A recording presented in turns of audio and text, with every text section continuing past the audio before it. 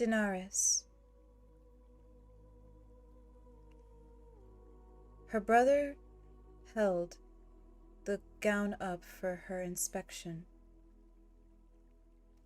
"This is a beauty. Touch it. Go on. Caress the fabric." Dany touched it. The cloth was so smooth that it seemed to run through her fingers like water. She could not remember ever wearing anything so soft. It frightened her. She pulled her hand away. "Is it really mine?" "A gift from the 𝘕𝘠𝘳𝘠𝘠𝘠𝘠, Viserys said, smiling. Her brother was in a high mood tonight. "The color will bring out the velvet in your eyes, and you shall have gold as well, and jewels of all sorts. 𝘕𝘠𝘠𝘠 has promised. Tonight you must look like a princess."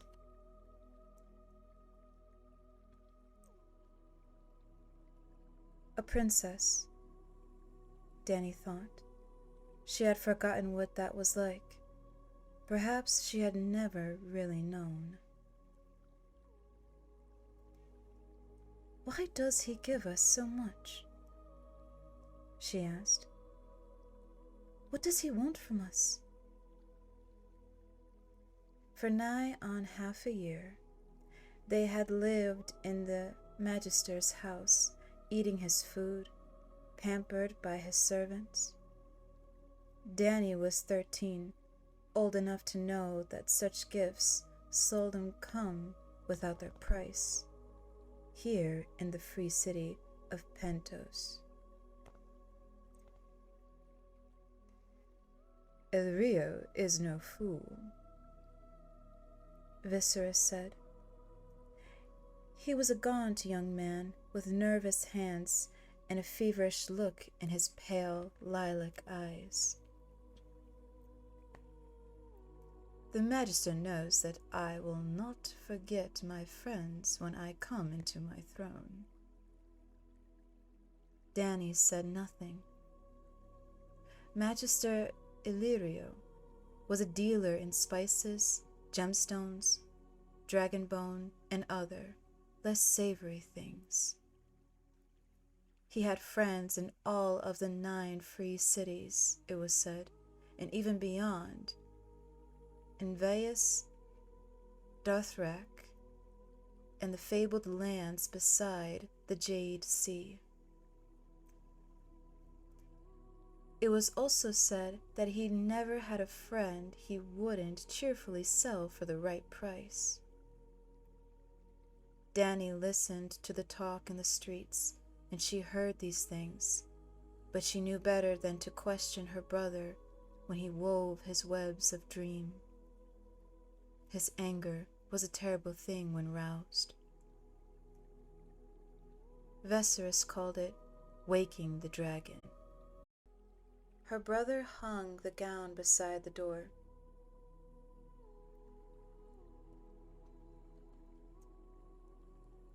"𝘕𝘠𝘠𝘠 will send the slaves to bathe you.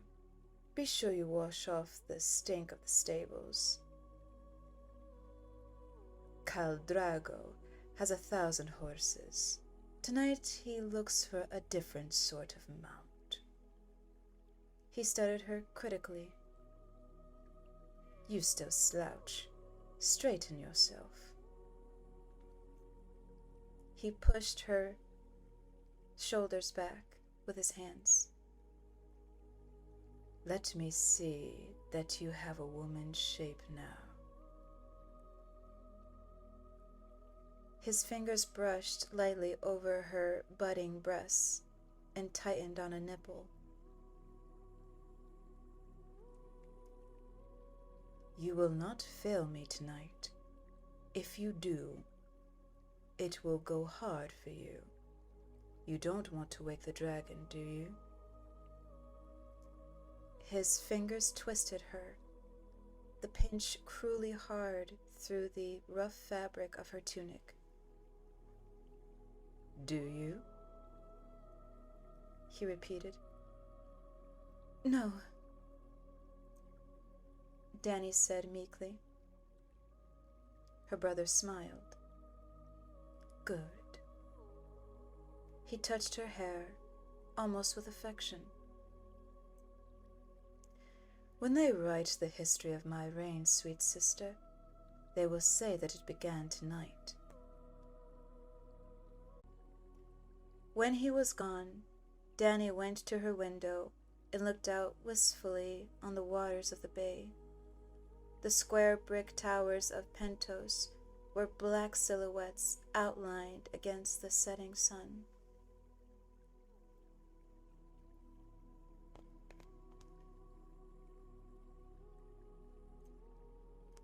Dany could hear the singing of the red priests as they lit their night fires and the shouts of ragged children playing games beyond the walls of the estate.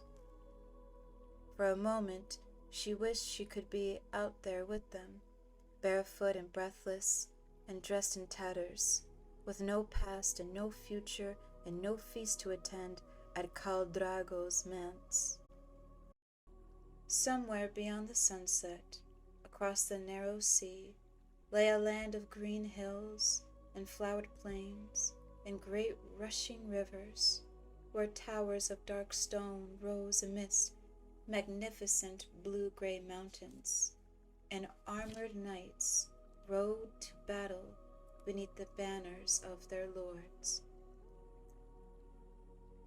The Dothraki called that land 𝘕𝘗𝘗𝘠𝘗𝘕, the land of the Andals. In the free cities, they talked of Westeros and the Sunset Kingdoms. Her brother had a simple name. Our land, he called it. The words were like a prayer with him. If he said them enough, the gods were sure to hear. Ours by blood right, taken from us by treachery, but ours still, ours forever. You do not steal from the dragon, oh no, the dragon remembers. And perhaps the dragon did remember, but Dany could not. She had never seen this land her brother said was theirs, this realm beyond the narrow sea. These places he talked of, Casterly Rock and the Eyrie, High Garden and the Vale of Arryn, Dorne and the Isle of Faces. They were just words to her.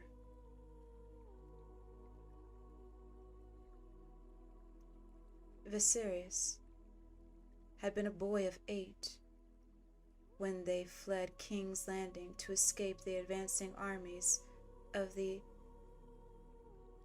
usurper, but Daenerys had been only a quickening in her mother's womb.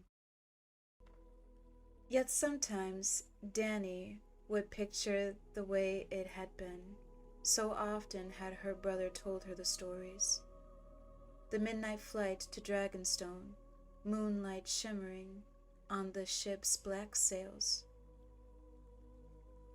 Her brother, Ragnar, battling the usurper in the bloody waters of the Trident and dying for the woman he loved. The sack of King's Landing by the one Viserys called the I just said it, and now I'm like... And also, I just realized I changed the way I say his name, so... Viserys. I think that's the way you're supposed to say his name. Viserys. Okay. Okay. Moving on.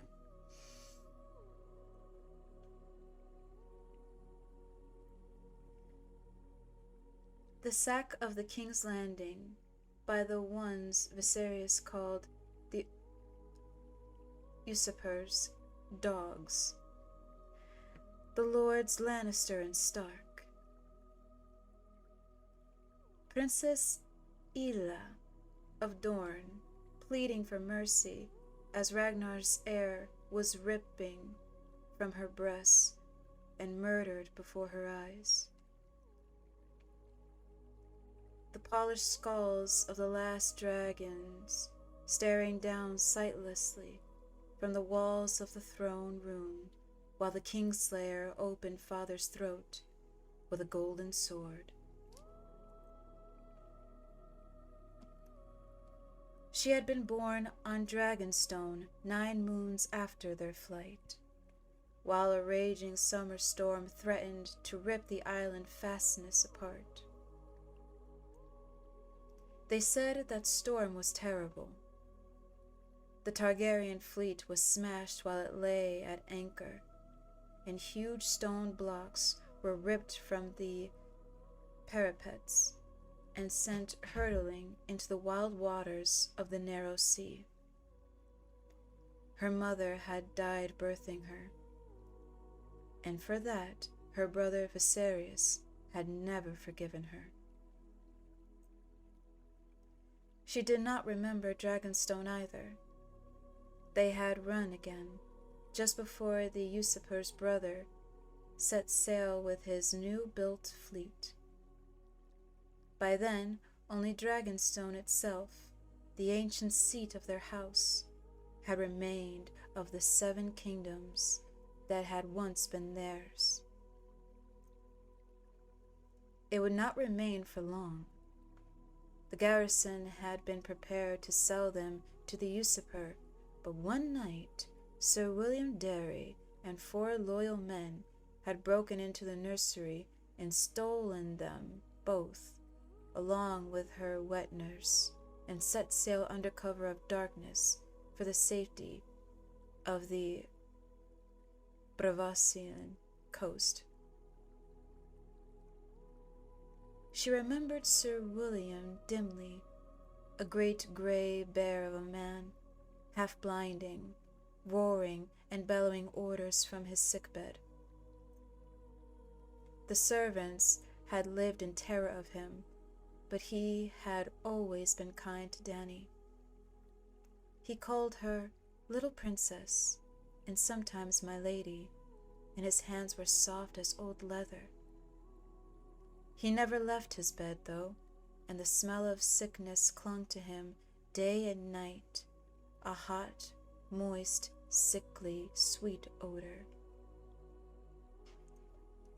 That was when they lived in Braavos, in the big house with the red door.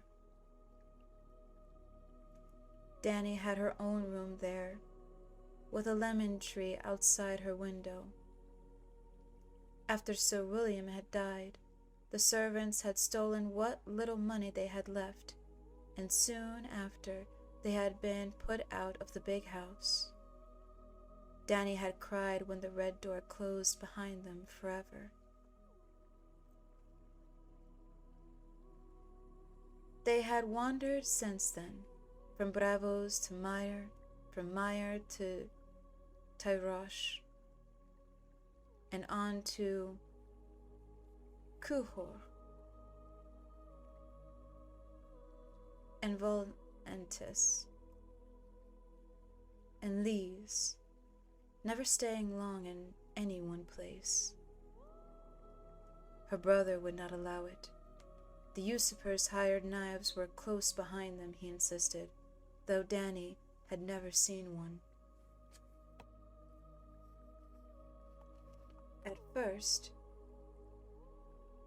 the magisters and archons and merchant princes were pleased to welcome the last Targaryens to their homes and tables, but as the years passed, the usurper continued to sit upon the Iron Throne.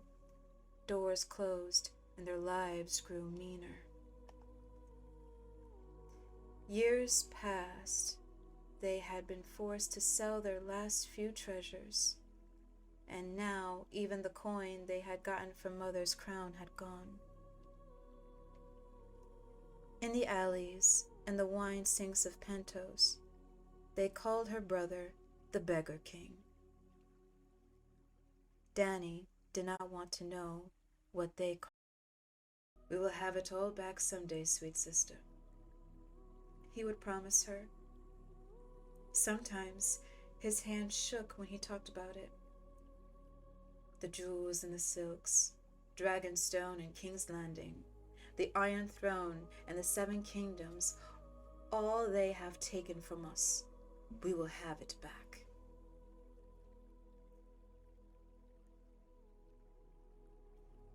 Viserys lived for that day. All that Daenerys wanted back was the big house with the red door, the lemon tree outside her window, the childhood she had never known. There came a soft knock on her door. "Come," Dany said, turning away from the window. Illyrio's servants entered, bowed, and set about their business. They were slaves, a gift from one of the many Magister's many Dothraki friends.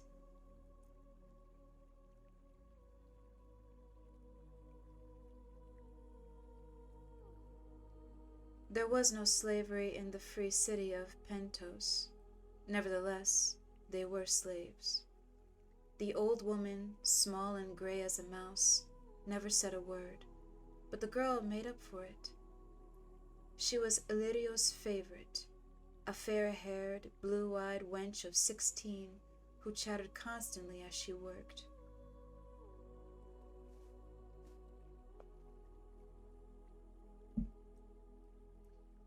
They filled her bath with hot water, brought up from the kitchen, and scented it with fragrant oils. The girl pulled the rough cotton tunic over Dany's head and helped her into the tub. The water was scalding hot, but Daenerys did not flinch or cry out. She liked the heat. It made her feel clean. Besides, her brother had often told her that it was never too hot for a Targaryen. "Ours is the house of the dragon," he would say. "The fire is in our blood." The old woman washed her long, silver-pale hair and gently combed out the snags, all in silence. The girl scrubbed her back and feet and told her how lucky she was. "Drogo is so rich that even his slaves wear gold collars. 100,000 men ride in his �々and his palace in Vaes Dothrak has 200 rooms and doors of solid silver." There was more like that, so much more. What a handsome man the �々was, so tall and fierce, fearless in battle, the best rider ever to mount a horse, a demon archer. Daenerys said nothing. She had always assumed that she would wed Viserys when she came of age. For centuries, the Targaryens had married brother to sister, since Aegon, the Conqueror, had taken his sisters to bride. The line must be kept pure, Viserys had told her 1,000 times. Theirs was the king's blood, the golden blood of old Valyria, the blood of the dragon. Dragons did not mate with the beasts of the field, and Targaryens did not mingle their blood with that of lesser men. Yet now Viserys schemed to sell her to a stranger, a barbarian. When she was clean, the slaves helped her from the water and toweled her dry.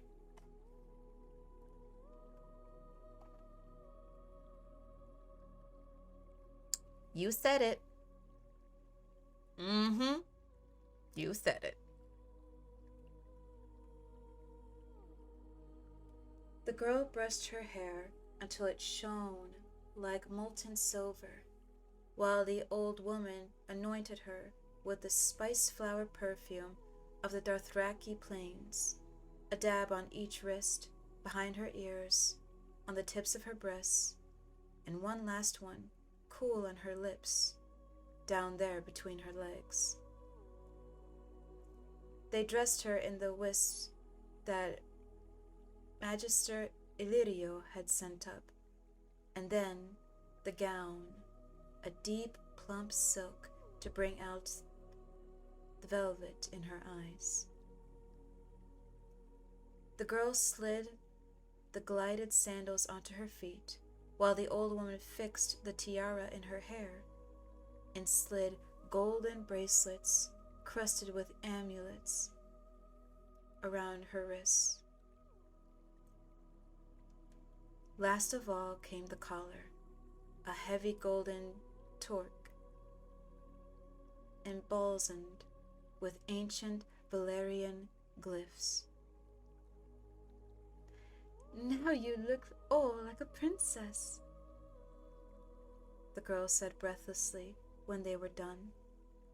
Dany glanced at her image in the silvered looking glass that Illyrio had so thoughtfully provided. A princess, she thought, but she remembered what the girl had said, how Khal Drogo was so rich even his slaves wore golden collars. She felt a sudden chill, and gooseflesh pimpled.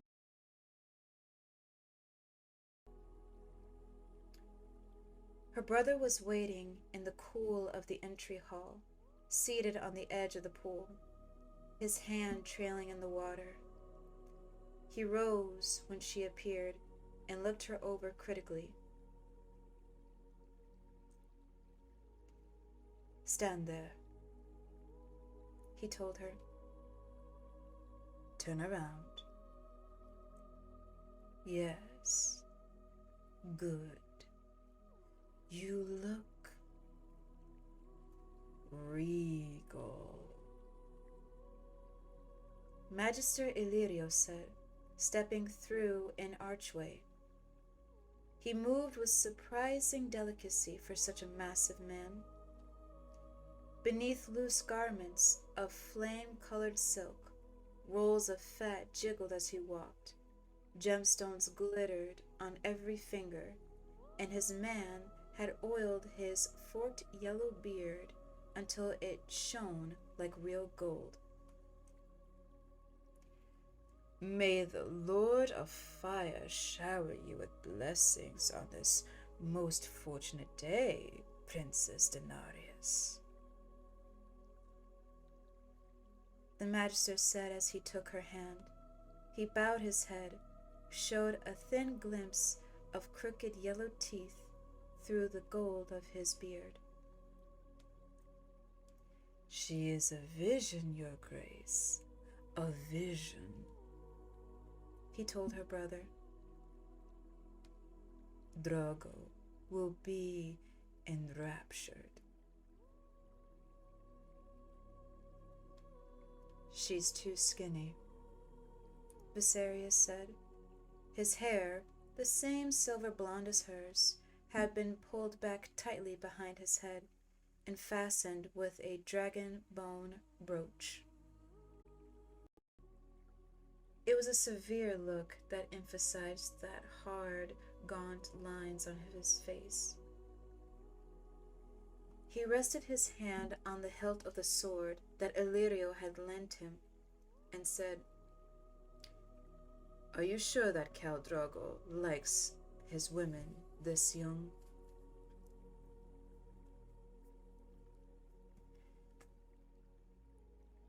"She has had her blood. She is old enough for the Khal," Illyrio told him, not for the first time. "Look at her. That silver gold hair, those purple eyes. She is the blood of old Valyria, no doubt, no doubt. And highborn, daughter of the old king, sister to the new, she cannot fail to entrance our Drogo. When he released her hand, Daenerys found herself trembling. I suppose, her brother said doubtfully. The savages have queer tastes. Boys, horses, sheep. Best not to suggest this to Khal Drogo, 𝘕𝘠𝘠𝘠 said. Anger flashed in her brother's lilac eyes. Do you take me for a fool? The Magister bowed slightly. I take you for a king. Kings lack the caution of common men. My apologies if I have given offense. He turned away and clapped his hands for his bearers. The streets of Pentos were pitch black when they set out in 𝘕𝘠𝘠𝑦𝑜's elaborately carved palanquin. 2 servants went ahead to light their way, carrying ornate oil lanterns with panes of pale blue grass, while 12 strong men hoisted the poles to their shoulders. It was warm and close inside, behind the curtains. Dany could smell the stench of 𝘕𝘠𝘠𝑦𝑜's pallid flesh through his heavy perfumes. Her brother, sprawled out on his pillows beside her, never noticed. His mind was away across the narrow sea. We won't need his whole 𝘕𝑗𝑎𝑙𝑎𝑧𝑎r, Viserys said. His fingers toyed with the hilt of his borrowed blade, though Dany knew he had never used a sword in interest. 10,000, that would be enough. I could sweep the 7 kingdoms with 10,000 Dothraki screamers. The realm will rise for its rightful king. Tyrell, Redwyne, Darry, Greyjoy. They have no more love for the usurper than I do. The Dornish men burn to avenge Alia and her children. The small folk will be with us. They cry out for their king. He looked at Illyrio anxiously. They do, don't they? They are your people, and they love you well, Magister 𝘕𝘠𝘠𝑦𝑜 said amiably. In Holdfast, all across the realm, men lift secret toasts to your health, while women sew dragon banners and hide them against the day of your return from across the water. He gave a massive shrug. Or so my agents tell me. Dany had no agents, no way of knowing what anyone was doing or thinking across the narrow sea, but she mistrusted 𝘕𝘠𝘠𝑦𝑜's sweet words as she mistrusted everything about 𝘕𝘠𝘠𝑦𝑜. Her brother was nodding eagerly, however. I shall kill the usurper myself, he promised, who had never killed anyone, as he killed my brother, Ragnar, and Lannister too, the Kingslayer, for what he did to my father. That would be most fitting, Magister 𝘕𝘠𝘠𝑦𝑜 said.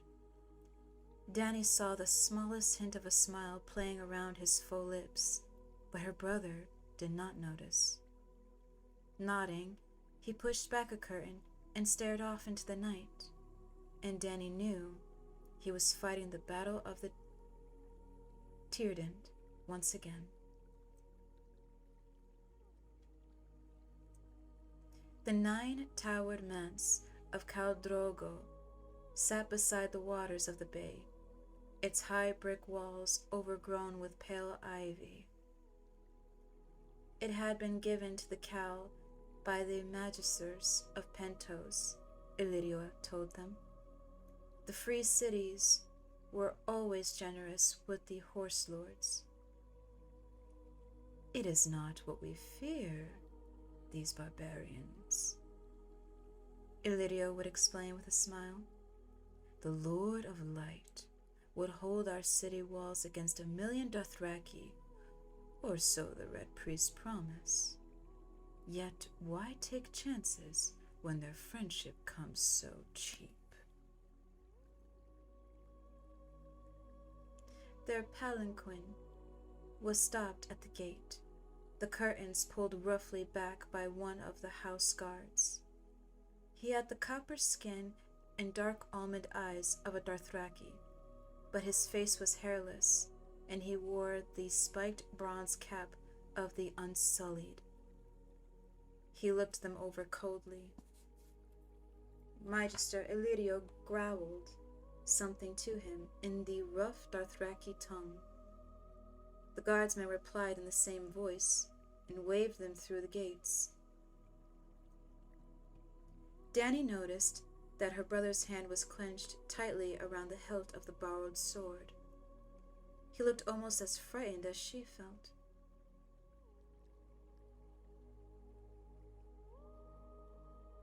"Insolent Enoch," Viserys muttered as the palanquin lurched up toward the manse. Magister 𝘕𝘰𝘢's words were honey. "Many important men will be at the feast tonight. Such men have enemies. The 𝘕 must protect his guests, yourself chief among them, your grace. No doubt the usurper would pay well for your head."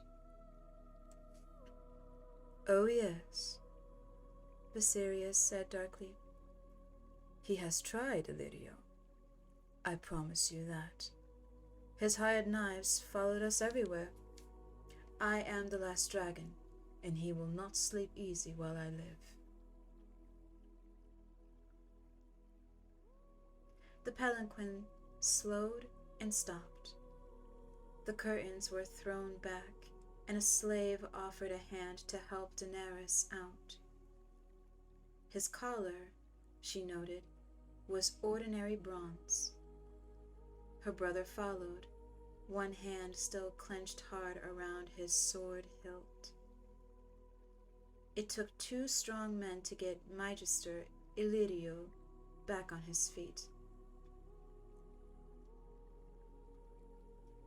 Inside the manse, the air was heavy with the scent of spices, pinchfire, and sweet lemon and cinnamon.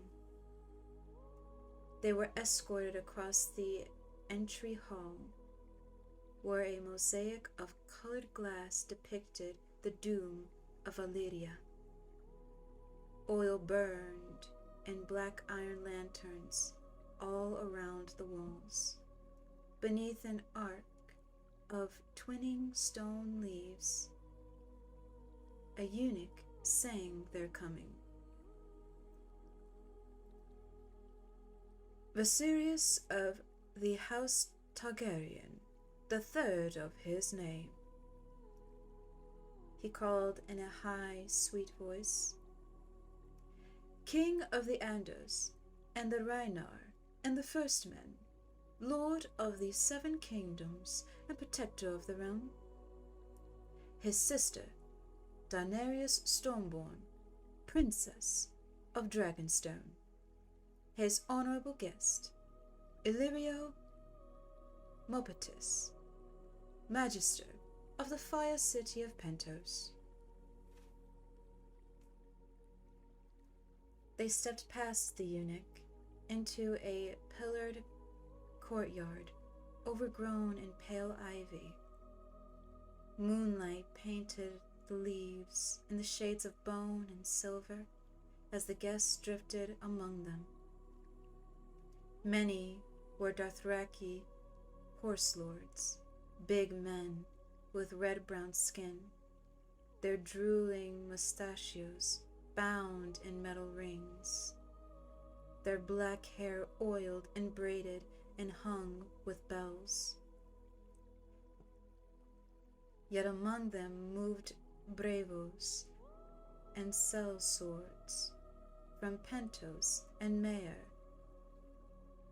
and Tyrosh, a red priest even fatter than Illyrio, hairy men from the port of Eben, and lords from the summer isles with skin as black as ebony.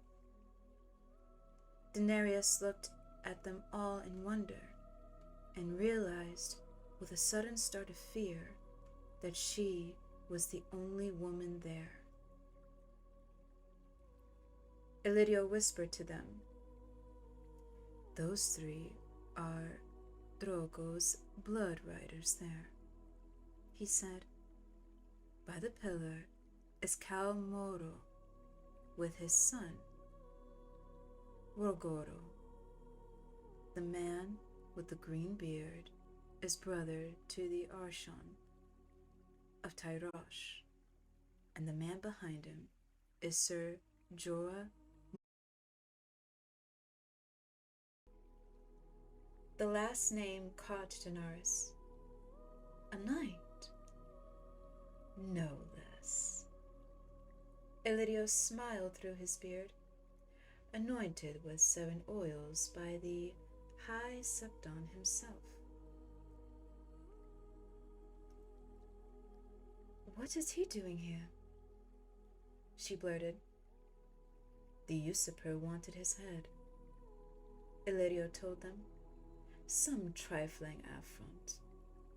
He sold some poachers to a Tyroshi slaver instead of giving them to the Night's Watch. Absurd law. A man should be able to do what he likes with his own chattel." "I shall wish to speak with Sir Jorah before the night is done," her brother said. Dany found herself looking at the knight curiously. He was an older man, past 40 and balding, but still strong and fit. Instead of silks and cottons, he wore wool and leather.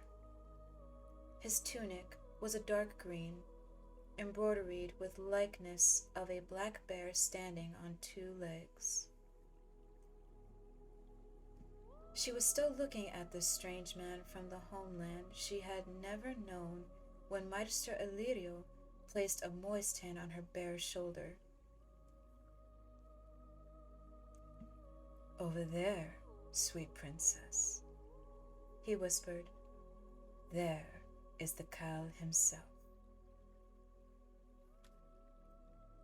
Dany wanted to run and hide, but her brother was looking at her, and if she displeased him, she knew she would wake the dragon. Anxiously, she turned and looked at the man Viserys hoped would ask to wed her before the night was done. The slave girl had not been far wrong, she thought.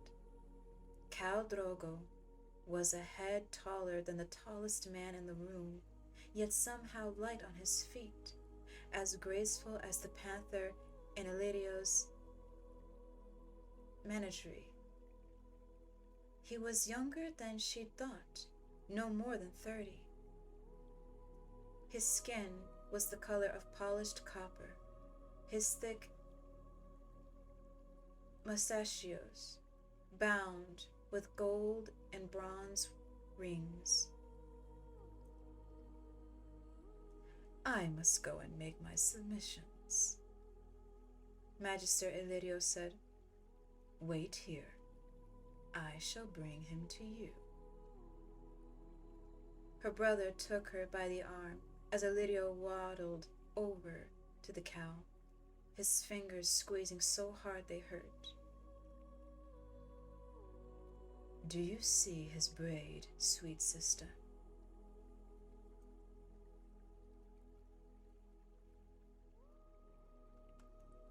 Drogo's braid was black as midnight and heavy with scented oil, hung with tiny bells that rang softly as he moved.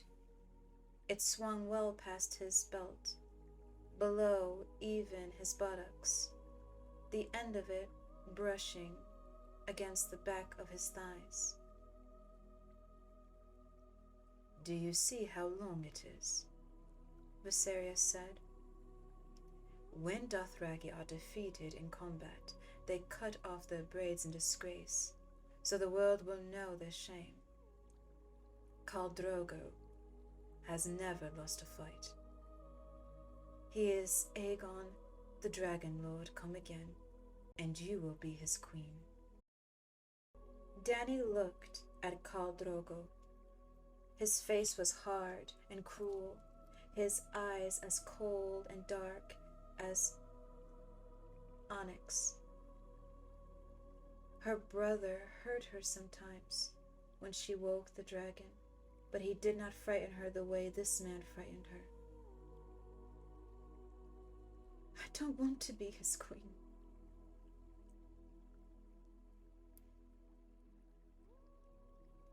She heard herself say in a small, thin voice, "Please, please, Viserys, I don't want to. I want to go home." "Home?" He kept his voice low, but she could hear the fury in his tone. "How are we to go home, sweet sister? They took our home from us." He drew her into the shadows, out of sight, his fingers digging into her skin. "How are we to go home?" He repeated, meaning King's Landing and Dragonstone and all the realm they had lost. Yes, Dollarhide, yeah, the original dragon.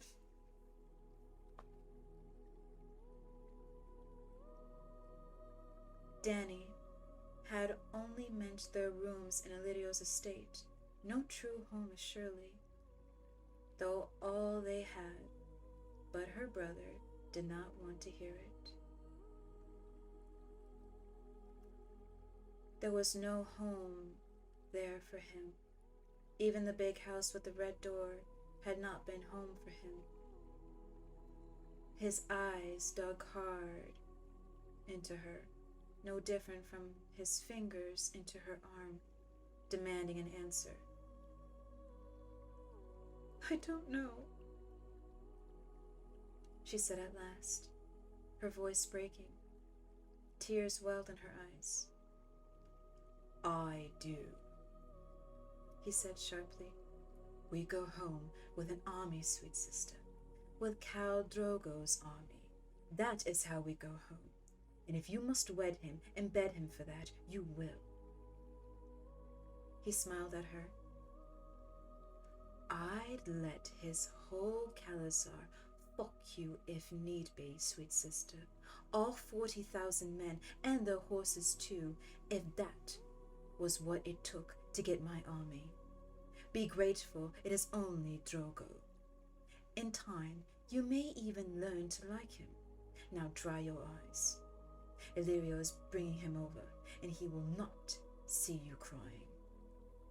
Dany turned and saw that it was true. Magister Illyrio, all smiles and bows, was escorting Khal Drogo over to where they stood. She brushed away any unfallen tears with the back of her hand. "Smile," Viserys whispered nervously, his hand falling to the hilt of his sword. "And stand up straight. Let him see that you have breasts. Gods know you have little enough as is." Daenerys smiled,